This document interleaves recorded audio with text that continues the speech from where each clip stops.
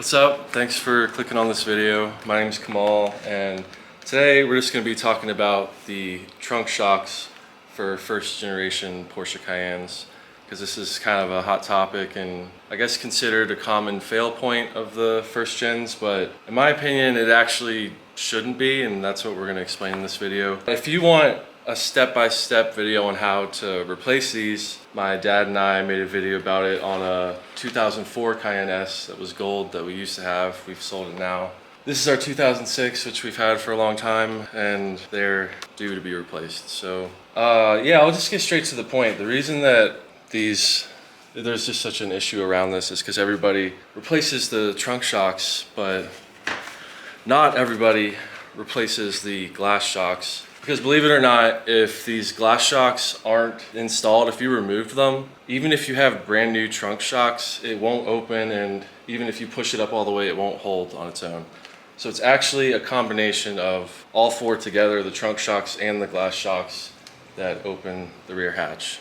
We actually figured this out in that video I was talking about, the install video that I'll put in the description, because I removed these just to have more room to put the new trunk shocks in, and then we tried to see how it worked with brand new ones, and that's when we realized that these are important. So one of the things you'll see on the internet is people talking about how this is, you know, poor engineering by Porsche, but in my opinion it's just over engineering. That's just how they did it. And really, when it comes down to someone like me or you watching, or even like a shop you might take it to, if they don't know, then, you know, even when you go to order the parts, you know, you look for trunk shocks and you find these, but these are always listed separate. So there's also confusion when you order the parts, because for some reason I haven't seen that anyone actually just sells them all together as a pair, which is really what you need to do. So yeah, you know, next time you do these or have someone do them for you, just have them replace all four, and it should open like brand new. But not only open like brand new, it should open like brand new for a longer period of time. Because that's another thing you'll read on the internet, is someone saying, you know, every new set of these they install, it seems like they last for less time than they did previously. And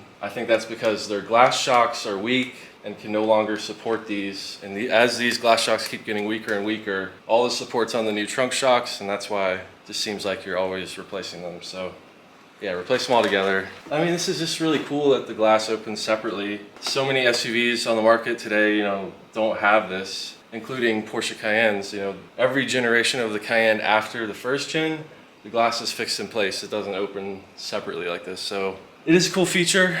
Just there's just that confusion with knowing that the glass shocks are also part of the problem. So yeah, you know, like, cause CRs are really bad, but you know, the glass still opens, so people don't think they need to replace that. And our plastic covers are off, but yeah, you can see that, you know, this is just for the glass, this is for the trunks, but when you open the trunk, they work together to open it. But yeah, you know, we love this car. It's, I'll definitely keep this car forever.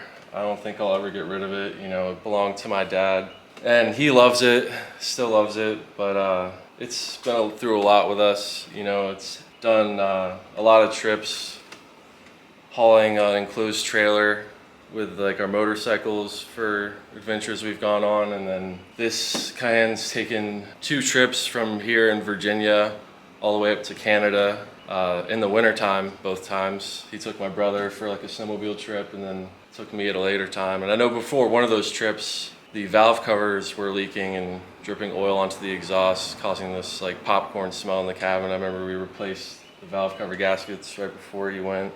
And then the crash happened. You know, my dad was sitting at a stoplight and got smashed pretty hard and got sandwiched in between 2 vehicles. But even though the insurance totaled the car, we just wanted to keep it, you know. And then that was kind of when he gave it to me to fix it.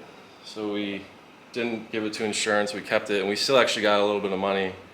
And that money did cover a lot of the parts we needed to fix it up. But yeah, you know, it's not perfect, but you know, we love it, and we'll keep it going for as long as we can. So yeah, you know, I hope this helped anybody else that's always kind of wondered what's up with these. I know some of you might already know this, but for those of you that don't, I hope it makes you relieved that there is like a solution for this. You just gotta replace all of the shocks. And then, yeah, you know, this is one of the first vehicles that we tried vinyl wrapping on, which we've gotten decent at. We vinyl wrapped the hood of this blue and then ended up vinyl wrapping the FJ Cruiser we had.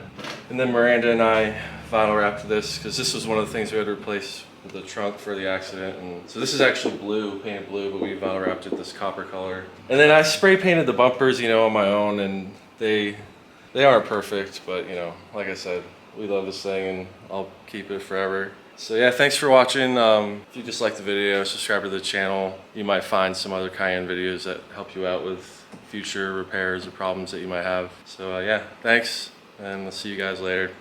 Peace.